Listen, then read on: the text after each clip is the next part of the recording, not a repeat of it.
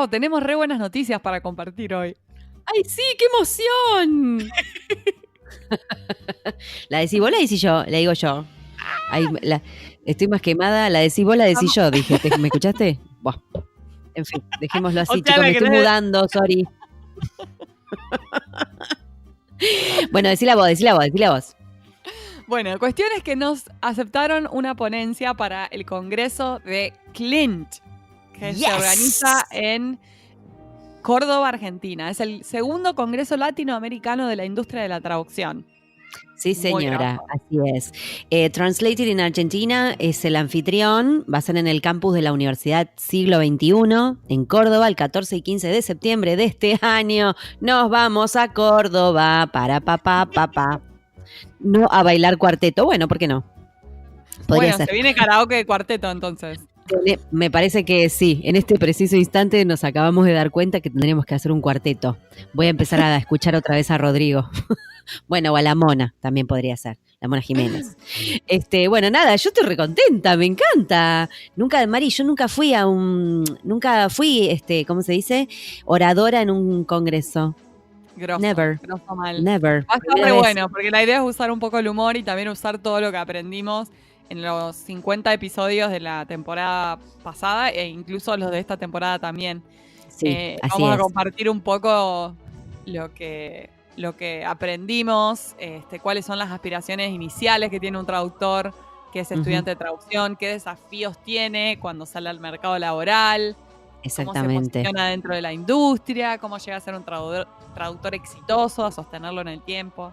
En fin, eso es lo que queremos explorar. La verdad es que el podcast nos da muchas alegrías porque nos divertimos mucho, conocemos gente muy interesante, nos enteramos de no sé, nichos de trabajo que ni siquiera se nos habían ocurrido.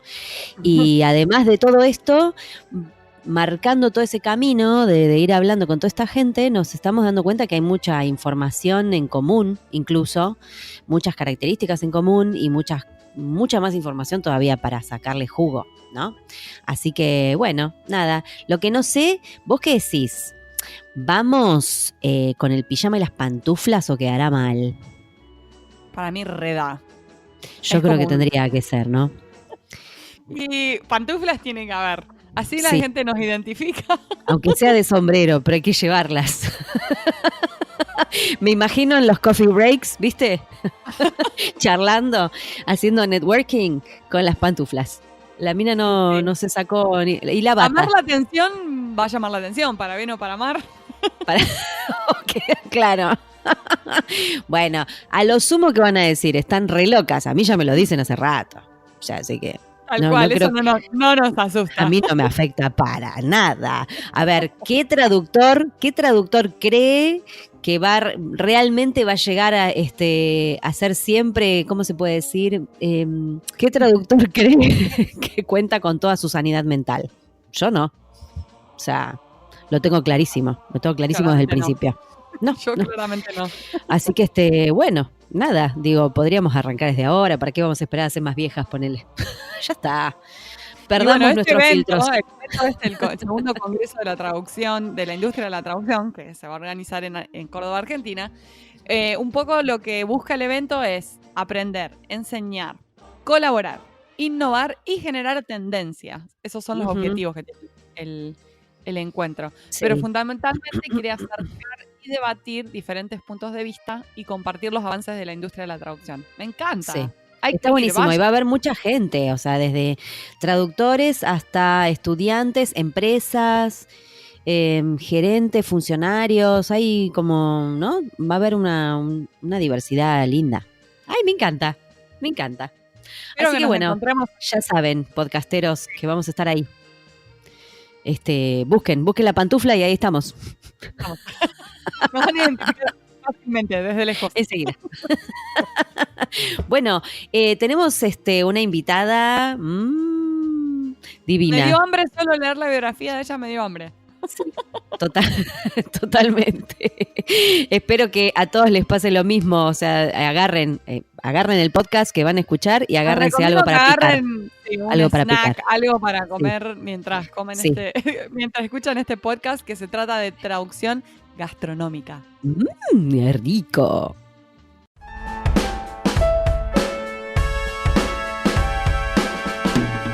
Hoy tenemos el gusto de entrevistar a Teresa París Pombo. Ella posee un grado en Letras Modernas de la Universidad de Ginebra y una licenciatura en Administración de Empresas con especialidad en empresas turísticas del ramo de alimentos y bebidas de la Universidad de Anáhuac en la Ciudad de México.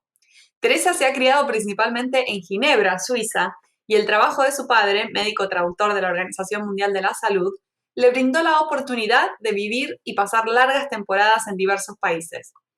Sus numerosas incursiones en el mundo de la hostelería, tanto en México como en España, donde tuvo su propio restaurante, su insaciable curiosidad por los nuevos sabores, su pasión por la buena comida, su firme creencia de que a través de los alimentos y de su cocina cada pueblo expresa su arte y cada persona su amor, le han empujado a través de los años a profundizar y explorar el maravilloso universo de la gastronomía internacional y especializarse en la traducción gastronómica, donde ha logrado aunar sus dos grandes pasiones, la lengua y la gastronomía. Nos encanta. Gracias, Teresa, por estar en pantuflas con nosotras. Lo tuyo es la lengua, Teresa. Sí, en todos los sentidos, desde luego. Digamos. Me encanta, te digo que antes de empezar el podcast comí unos fideitos porque si hacía el podcast con hambre no iba a poder pensar si vamos a hablar de comida. Qué gracioso, yo hice exactamente lo mismo, acabo de desayunar como bien porque digo, me va a dar hambre hablando de comida. Bueno, pues yo acabo justo de merendar por la misma razón, ¿eh? Claro, ¿vos en qué parte de España estás? Ahora, en este momento estoy en Madrid. Normalmente vivo en un pueblito cerca de Madrid, pero paso largas temporadas en Madrid. El pueblito se llama El Álamo. Pero nada que ver con el Álamo de San Antonio, no. Es muy anterior. No. Mi Álamo es muy anterior. Es anterior. Vino primero. Bueno, o sea que hoy estamos triangulando Los Ángeles, Madrid, Buenos Aires. Por eso cada una tuvo su comida diferente, ¿no? Una merendó, la otra almorzó y la otra desayunó. Ay, sí. Somos tan internacionales. Claro. Teresa, contanos cómo empezaste a incursionar en esta rama de la traducción. ¿Cuándo arrancaste? Bueno, la traducción en sí, realmente ha formado parte de mi vida siempre, de siempre, porque en el 57 mi papá dejó España, se fueron mis papás de España, y mi padre es médico y fue uno de los primeros traductores al español que entró a trabajar en la Organización Mundial de la Salud, en la OMS. En aquel entonces había muy pocos españoles que realmente dominaran lo suficientemente bien varios idiomas como para ser traductores. Y bueno, papá tuvo la suerte de no solamente haber aprendido el francés y el inglés gracias a mi abuelo, que era un visionario, sino que además era médico, con lo cual formó parte del primer equipo de traductores de la OMS. Wow.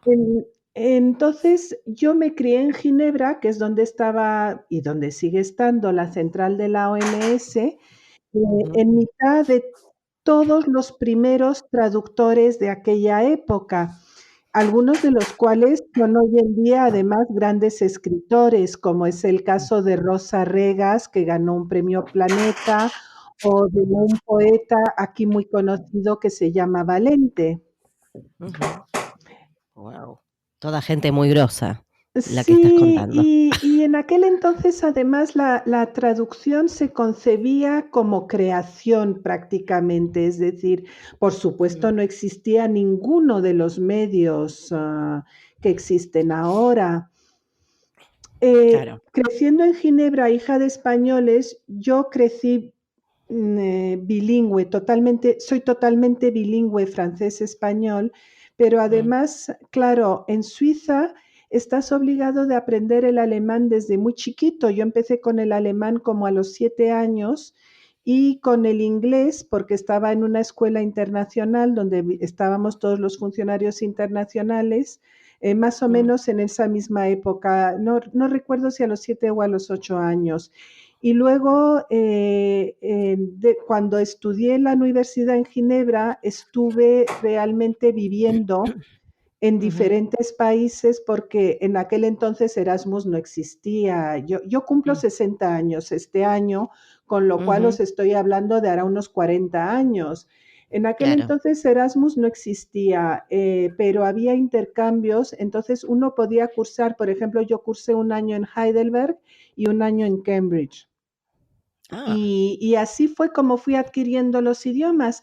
Pero de hecho, yo no estudié traducción, aunque en aquella época la ETI, que es la Escuela de Traducción e Intérpretes de Ginebra, que claro, habida cuenta de la cantidad de organizaciones internacionales que hay allá, pues es una escuela muy prestigiosa.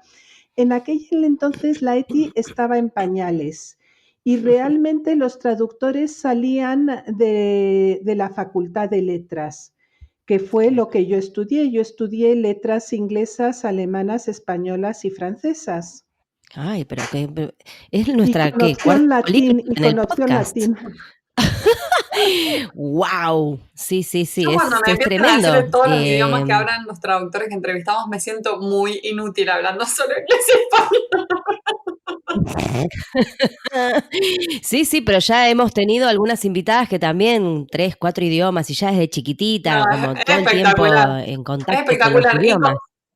Pero Hermoso. esto tiene que ver con el sitio de donde se crece. Es decir, Claro. yo tuve esa suerte porque no tengo particular facilidad con los idiomas. Tengo Mm, facilidad para redactar. Por eso pienso que sería una pésima intérprete. Pero en cambio tengo facilidad para redactar y eso es en realidad, yo lo que le digo siempre a mis alumnos es que mm, para ser un buen traductor necesitas entender el pensamiento del idioma de partida, del idioma de origen, y ujú, saber redactar en el idioma meta.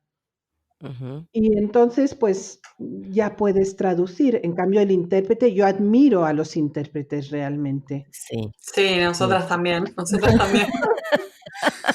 Teresa, contanos del tema de la gastronomía, porque obviamente eso es lo que nos fascinó de tu experiencia. ¿Qué es lo que más te gusta traducir este material? ¿Cuáles son los desafíos? Contanos un poco más cómo es traducir para gastronomía. Bueno, la gastronomía en realidad me pasa con la gastronomía como me pasa con las lenguas. Es decir, que es una cosa que también forma parte de mi vida desde muy pequeña, Mm, porque mi padre toda la vida ha sido un bon vivant. Le ha mm. gustado la buena mesa y el buen vino. Claro. Nosotros cuando teníamos 13, 14 años, nos enseñaba mi padre a catar el vino. Mm. Hoy en día lo mandan a la cárcel, vamos, no digamos si...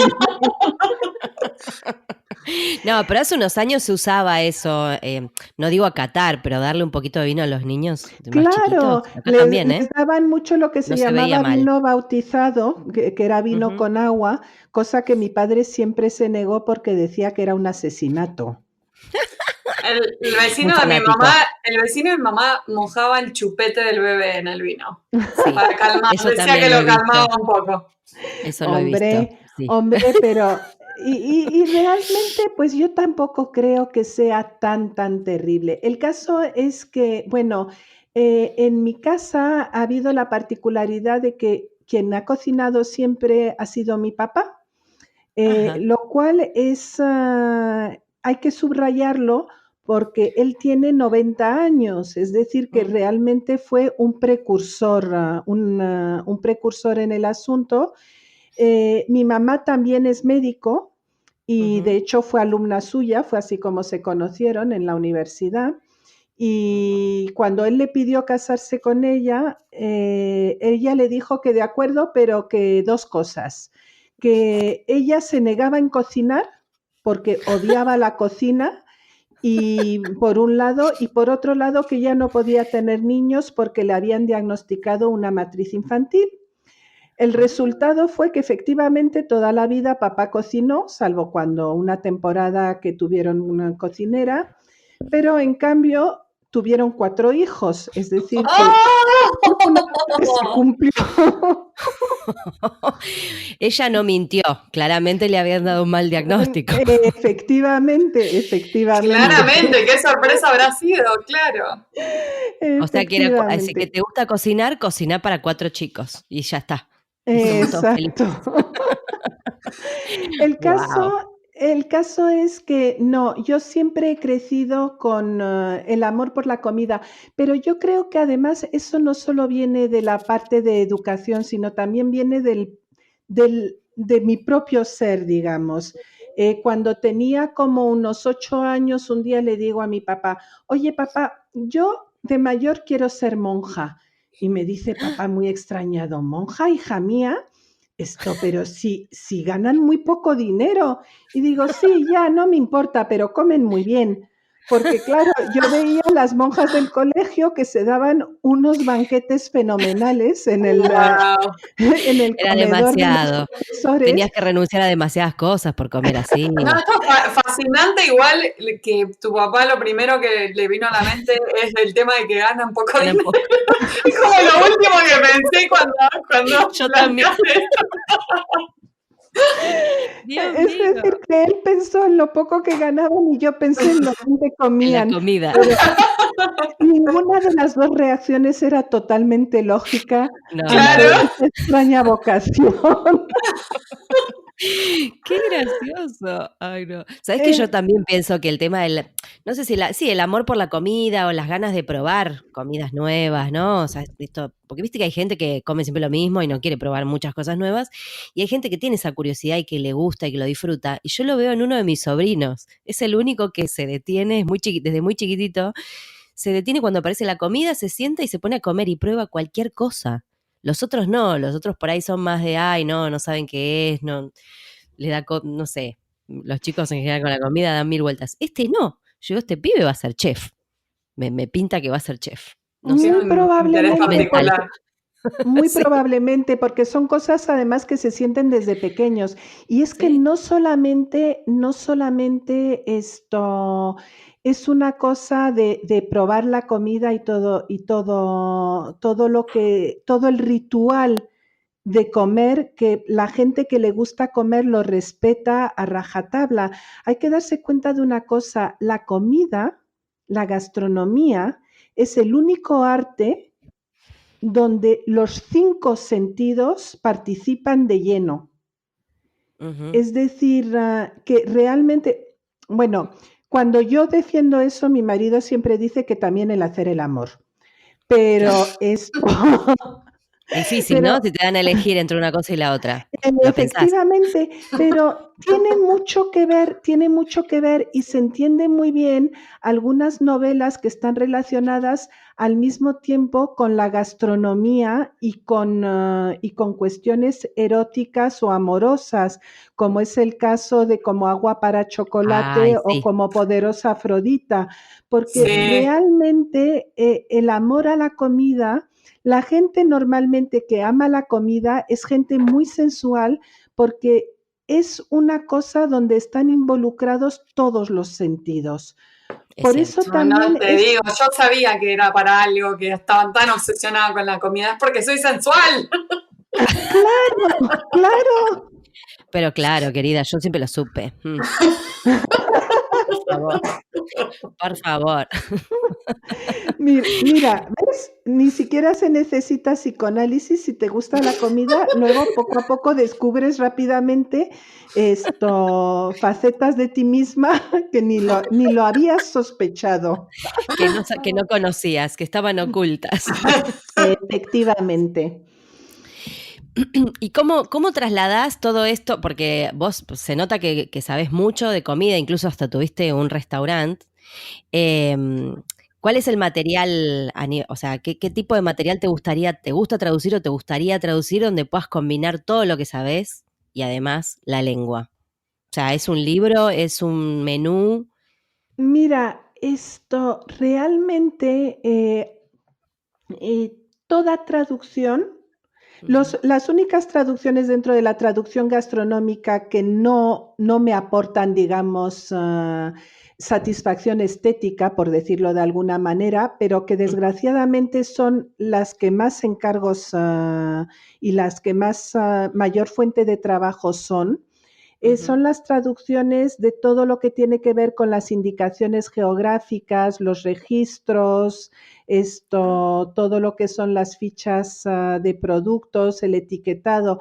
Todo eso no es nada romántico, ¿eh? No, claro. Pero hay que tener en cuenta que representa cerca del 60% de la fuente de trabajo del traductor gastronómico.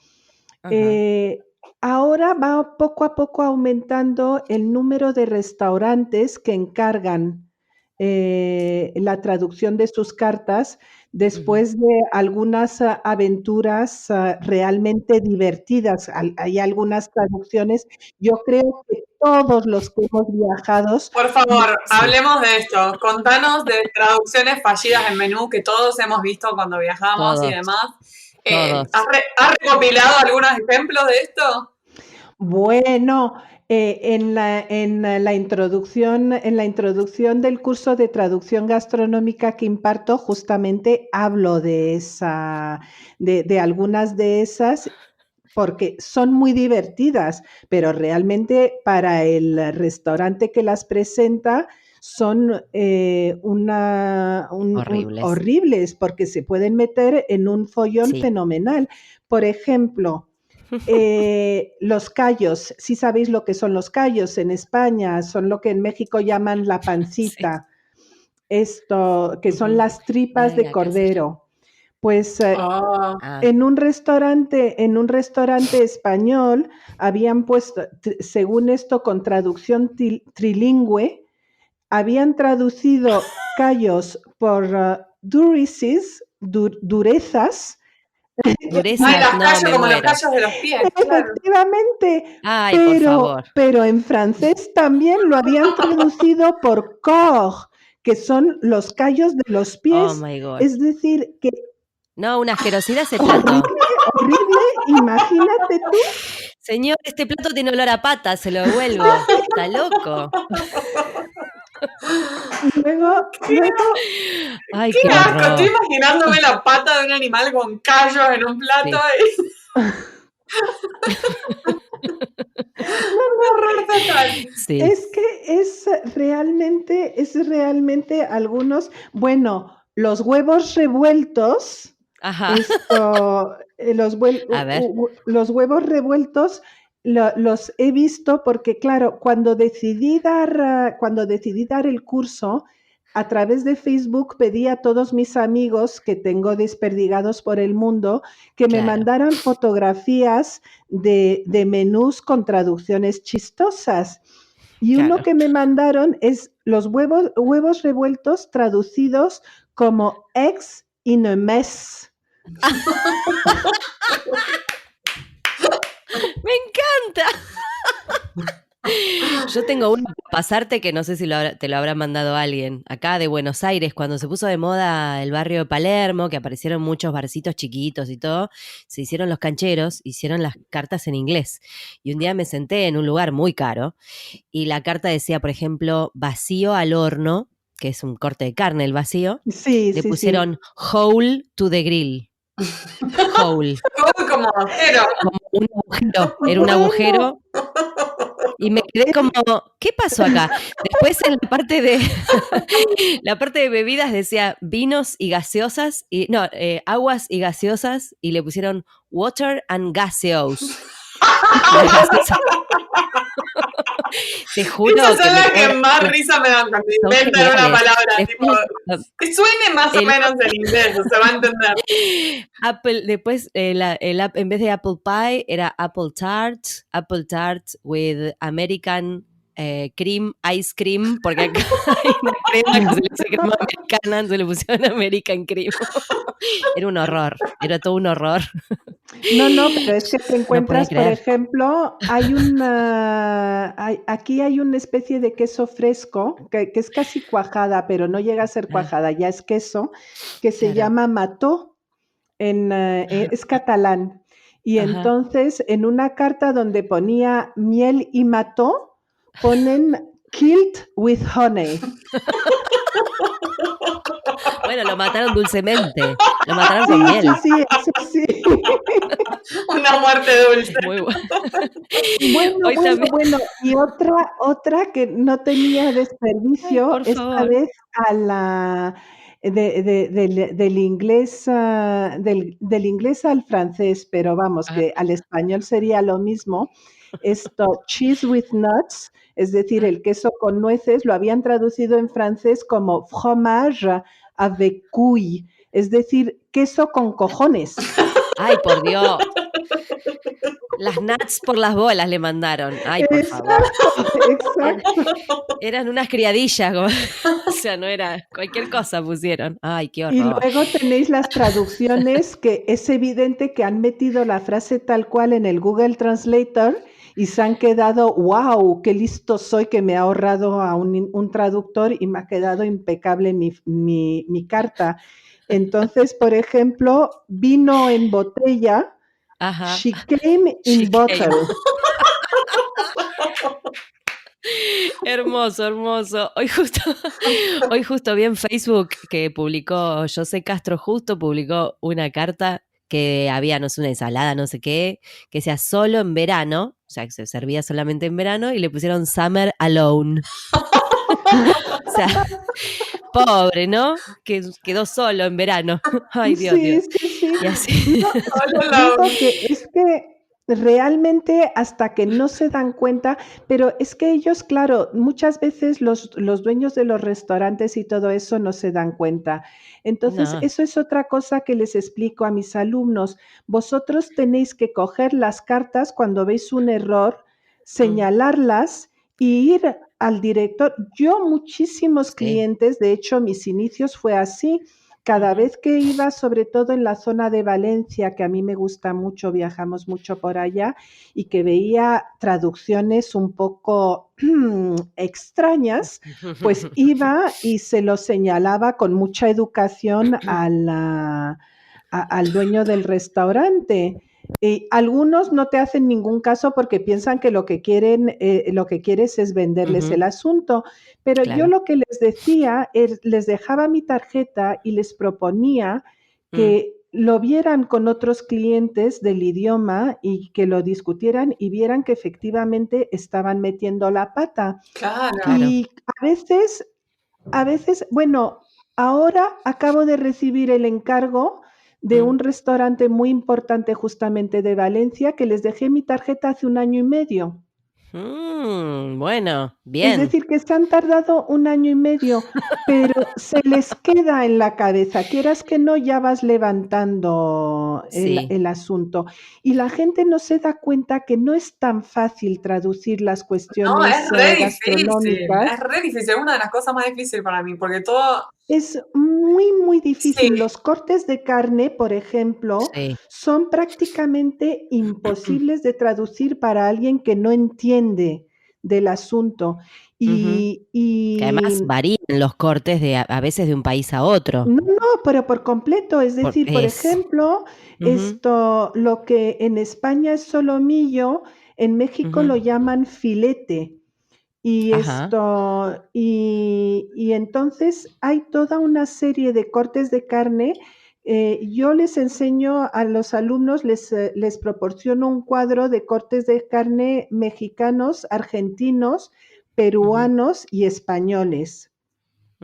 Porque realmente son muy diferentes. Pasa lo mismo con la traducción al francés, con los cortes de carne en francés o en Canadá, en la zona del Quebec.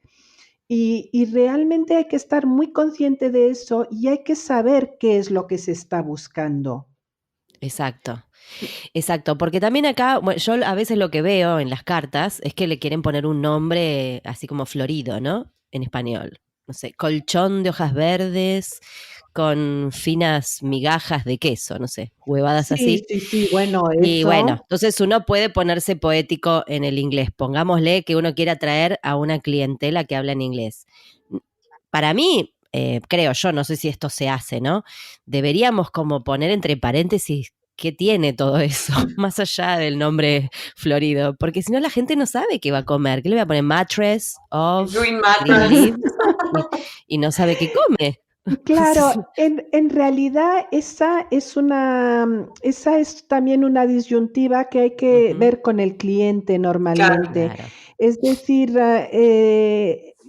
una de las cosas también que es muy, muy difícil de decidir cuando haces este tipo de traducción es si haces una traducción literal con exotización, es decir, conservando el nombre original, lo cual en algunos casos, pues es totalmente procedente. Por ejemplo, si traduces al francés una cosa, yo voy a conservar, o al inglés, la palabra paella la voy a conservar tal cual, porque todo el mundo sabe lo que es una paella. Claro. Pero en cambio, en algunos casos quizás es necesario poner una explicitación, o al menos si pones la exotización, el nombre original en el idioma original, poner entre paréntesis de lo que se trata. Claro. Entonces, eso son todo cosas, digamos que la traducción gastronómica, si hablamos de una carta, es muy, muy importante que siempre se esté en completa comunicación con el cliente. Tal cual. Para saber exactamente qué es lo que quiere transmitir el cliente en su carta. Sí, también se me ocurre que quizás hacerle preguntas, como preguntas de rigor, ¿no? Más esto que vos decís, bueno, mantenemos este nombre, pero hacemos una aclaración en la carta, o por ejemplo los camareros, las camareras están preparados para explicarle a alguien en otro idioma qué es lo que tiene el plato, porque eso también puede pasar. Quizás en el lugar el mismo camarero no maneja los idiomas en los que pusiste la carta, o sí, depende. Efectivamente, y además, por ejemplo, yo tengo también clientes que lo que hacen es que ponen la carta tal y como la tienen presentada en español, pero que hay fichitas, mandan a hacer fichas traducidas en los principales idiomas para cuando los clientes preguntan, o bien la lee el camarero, si habla inglés, la mayoría hablan inglés en la costa, o alemán, o bien se la presentan tal cual, digamos, la explicación de los platos se lo presentan al cliente, cosa que en español no suelen hacer. Bueno, está bien.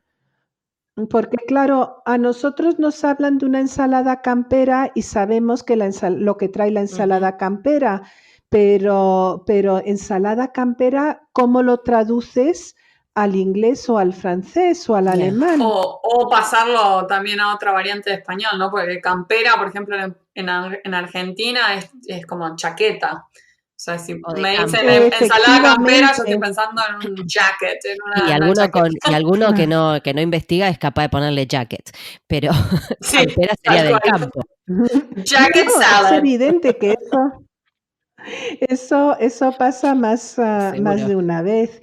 Y luego hay otro aspecto muy importante en la traducción gastronómica que muchas veces no se tiene en cuenta, es en la traducción de recetas, aparte de saber qué ingredientes, el nombre de los ingredientes y con qué se pueden reemplazar esos ingredientes si no existen, son las medidas. Porque las recetas anglosajonas suelen estar dadas en Fahrenheit, en grados Fahrenheit, y suelen medir en teaspoon, en spoon, etcétera, etcétera. Y en cambio, las recetas, digamos, europeas suelen venir en litros, centilitros y grados centígrados. Y eso puede dar lugar a errores muy graves. Totalmente. Bueno, por un error de cambiar, de no hacer bien la transformación de medidas, se estrelló una sonda en Marte, acordaros, hace unos años. No me acordaba, pero es verdad. Sí, la medida es fundamental, porque para algo están las medidas en la gastronomía. Para hacer una receta. Sí, y hay que estar totalmente consciente que hay que transformar todas las medidas cuando se hace una traducción. Es decir, la traducción gastronómica no es solamente transponer de un idioma a otro unas simples palabras, es un saber, es un sentir que se tiene que reproducir. y además que se tiene que adaptar al idioma meta, porque la sensibilidad cultural, en realidad el traductor gastronómico es el culmen del traductor como mediador cultural. ¿Cómo es esa frase? A ver, repetímela.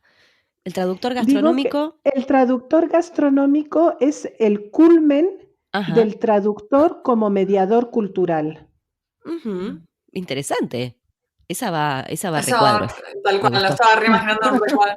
Teresa, y vemos que has dictado cursos muy específicos en Aula SIC, que van desde repostería, pastelería, los quesos, los vinos. Ahora estás por dictar un curso específicamente sobre vinos. ¿Nos contarías un poco sobre eso? Lo empecé la semana, el curso sobre vinos. Bueno, en realidad los dicto con cierta frecuencia porque esto forma parte también, aparte de que dicto esos cursos efectivamente,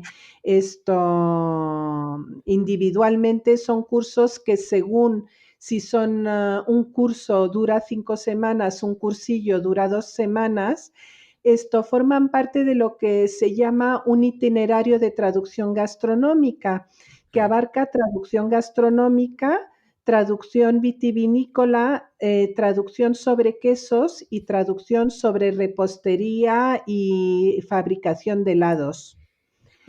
Y entonces forma parte de un itinerario general al cual en el año que viene se va a añadir para ya completar un máster, traducción turística, que no lo voy a impartir yo, lo impartirá otra persona, pero también con mucha preparación en el asunto.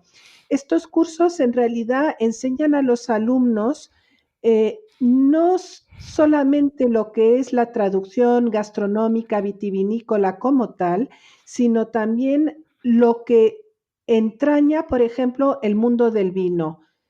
Es decir, que yo parto del principio, hay una frase de Boileau que a mí me encanta que dice, ce qui se conçoit bien s'énonce clairement. Y entonces lo que bien se concibe claramente se expresa. Y para eso hay que conocer a fondo el tema sobre el cual se va a traducir, sobre todo cuando son temas tan especializados como es la gastronomía o la vitivinicultura. Entonces, esos cursos, en realidad tengo alumnos que no solamente son traductores al español, tengo alumnos que traducen al inglés, del mundo entero. Incluso tengo un alumno japonés, tengo un alumno coreano, porque el asunto todos hablan en español, es decir, que tienen como lengua de origen el español, si no la tienen como lengua meta, pero el asunto es sobre todo saber de lo que se habla para poderlo traducir como Dios manda. Claro. Es un poco como la traducción jurídica, digamos. Tú tienes que conocer los sistemas jurídicos de cada país, del país meta, digamos, para poder traducir correctamente, porque no es lo mismo traducir un contrato para un país donde se aplica la common law o para un país donde se aplica el derecho románico. Pues en lo que es gastronomía es exactamente lo mismo. Tienes que conocer a fondo lo que es la gastronomía, lo que es la vitivinicultura. Y, por ejemplo, en este curso de vitivinicultura que estoy impartiendo en este momento, pues lo que hablo es desde el origen del vino, el origen histórico del vino, su elaboración, todo lo que tiene que ver también con el cultivo de la vid, las diferentes variedades de uva y todo, incluso el servicio del vino. Cómo se tiene que guardar el vino, con qué se puede hacer los maridajes diversos, e incluso la comercialización del vino, cómo se puede vender el vino. Los principios de venta, los principios de comercialización de un vino son muy parecidos a los principios de comercialización de tu propio trabajo. Es decir, lo mismo que tú aprendes a vender un vino, puedes aprender a vender tu propio trabajo. Claro. Y es más o menos, Está de eso buenísimo. tratan todos los cursos. Sí, está buenísimo. Sí, como empezar a entenderlo como algo mucho más complejo, no solamente lo que me llevo a la boca y se acabó. Quizás hay algo de eso, ¿no? Exacto. Pensar que, claro, todos comemos, es fácil. No, no es fácil. La elaboración y todo lo No, que hay porque atrás. además hay una cosa que es evidente, que la comida es la expresión de la cultura de cada Ujú, país, sí. hasta el punto que tenemos, por ejemplo, yo mi tesis la hice en México, porque fue donde realmente ya me puse en plan serio a estudiar todos los asuntos relacionados con la comida. En México, por ejemplo, la comida mexicana expresa clarísimamente Mm, lo que es el mestizaje de la comida del pueblo mexicano. El claro. pueblo mexicano es un pueblo totalmente mestizo y la comida mexicana es una comida totalmente mestiza. Ujú, Y pasa exactamente eso con todo. La comida mediterránea mm, es un reflejo del Mediterráneo. Por eso es tan parecida la comida griega, libanesa, turca, e incluso que se va transformando poco a poco, pero no es por nada que a todo el entorno del Mediterráneo, mm. muchas empresas anglosajonas lo llaman el garlic belt, el cinturón del Mm. ajo, El porque garlic belt, las bases son las mismas. claro. Aceite de oliva, ajo y cebolla. Y Bueno, hierbas que Y hoy hierba. se conocen como hierbas provenzales, Mm. pero que todas estas comidas tienen, como el orégano, la mejorana, el tomillo, etcétera. Mira, vos sabés que en febrero estuve en Madrid y salí de tour gastronómico con un amigo que está haciendo esto ahora, él es chef y es muy apasionado por la comida. Si nos hubiésemos conocido antes, Teresa, nos juntábamos a comer, porque la verdad que estuvo buenísimo. Probé cecina, que no había probado nunca, un montón de quesos, aceitunas de diversas partes de España, aceite de oliva, mojando pancito en aceite de oliva. No sé, fue una cosa que terminé completamente flasheada porque todo súper rico y con toda la, digamos, la historia que había detrás de cada cosa, ¿no? Que comíamos. Fue espectacular. Bueno, la próxima vez que vaya te voy a avisar y vamos. Desde Esta luego, sí, con eso cuento. la primera que voy a avisarles a vos. Uy, sí, te llevaré a sitios Ah, y también, por fantásticos. supuesto, y vos me llevas y me vas contando. Teresa, de más está decir que te queremos dar las gracias por la entrevista. Me dio hambre, o sea que sabía que iba a suceder, pero me dio hambre. Antes de cerrar, queremos hacerte una última pregunta y es, ¿cómo ves al traductor del futuro?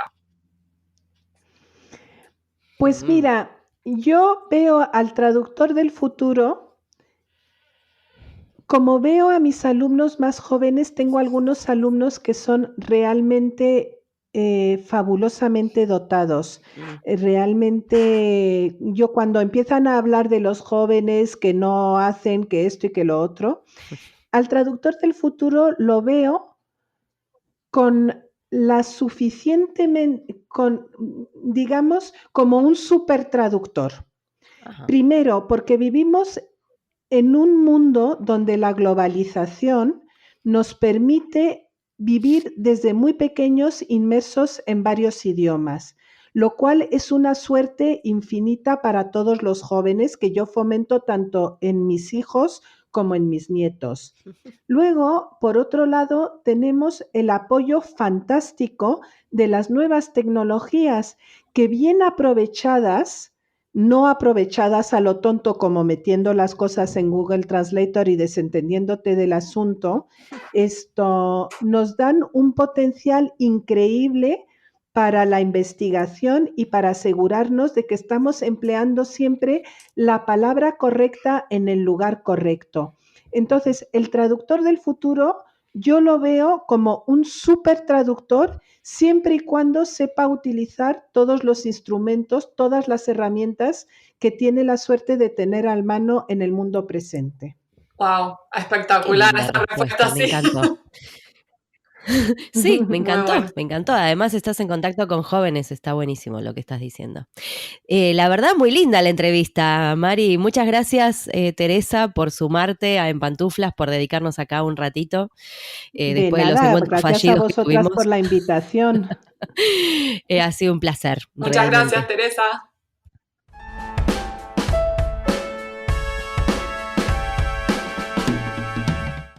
Este fue un nuevo episodio de En Pantuflas. Podés encontrarnos en la página en-delmediopantuflas.com y suscribirte para escuchar los nuevos episodios en Podcast Addict, Google Podcast y Spotify.